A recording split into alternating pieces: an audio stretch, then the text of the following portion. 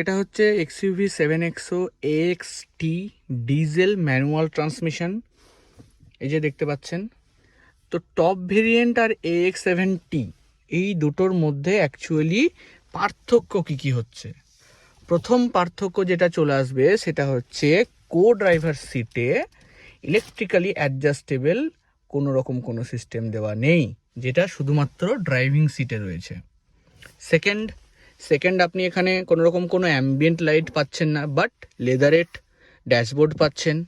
Third, আপনি এখানে কোনো বস মোড পাচ্ছেন না, তার জায়গায় এটা আর্গো লিভার দিয়ে দেওয়া হয়েছে। ফোর্থ, আপনার এটা 6 সিটার রয়েছে অবশ্য, যদিও আপনার টপ ভেরিয়েন্টে পেছনের এই সিট দুটোতেও, সেকেন্ড রো সিট দুটোতেও ভেন্টিলেশন পাবেন, বাট AX7T-তে থাকছে না। আরেকটা পার্থক্য কি থাকছে? আরেকটা পার্থক্য থাকছে হচ্ছে আপনার অ্যালয় সাইজ। এটাতে পাচ্ছেন আপনি 18 ইঞ্চ, আর টপ ভেরিয়েন্টে পাবেন আপনি 19 ইঞ্চ। ভালো লাগলে সাবস্ক্রাইব করুন।